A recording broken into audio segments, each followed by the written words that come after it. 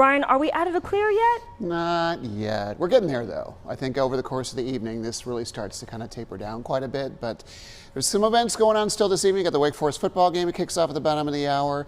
High Point Rockers baseball gets going here fairly soon, too. So if you're going to those events, first of all, you're late. Secondly, we got some showers in the air they're going to have to contend with, at least for the first part of those events. So let's take a look at their forecast and see how things are shaping up. Rain gear, ponchos, all good ideas. Even though most of the rain is just out of Forsyth County airspace, we are expecting some showery weather and temperatures in the 60s. High Point Rockers got a big baseball game tonight. They're down to their last game. They got to win the next two games, first forcing a Game 5 tonight.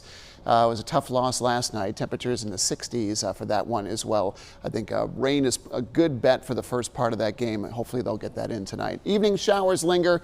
Gusts have really relaxed. We're seeing a much improved Sunday weather forecast. In fact, we'll start to see some improvements later on tonight. Our shower chances will return for the middle part of the week, perhaps as early as Tuesday. It looks like Wednesday we'll have some rain around. Here's some good news. The winds have really died down quite a bit. They're less than 10 miles per hour for the vast majority of the area. Still a little bit more of a breeze from Danville to Burlington out of the west-northwest at about 10 to 15 miles per hour. But the heaviest gusts came late last night into very early this morning. We had gusts that exceeded 40 miles per hour in both Danville and Burlington. 30s, really mid-20s to 30s for much of the Triad, and some heavier gusts in the mountains, but for the most part, things have relaxed from there.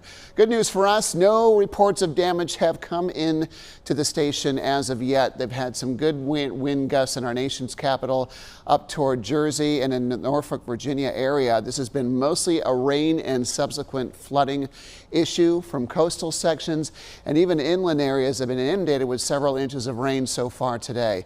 High temperatures, first day of fall, and feeling every bit of that today.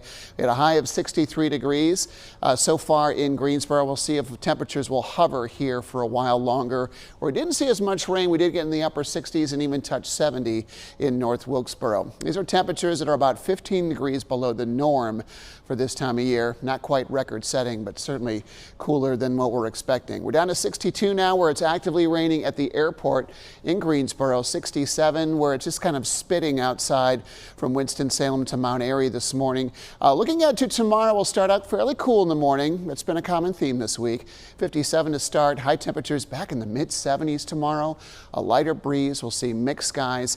West-northwest winds at about 5 to 10 miles per hour.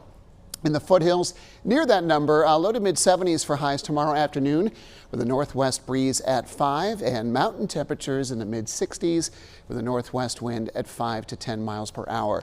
Here's a look at the 7-day forecast. Again, conditions over the area nearing 80 by Monday, but then the cool weather returns. We'll get more of a northeast wind Tuesday, Wednesday, and Thursday. And looking ahead, Friday and Saturday might be nice with highs in the lower 70s.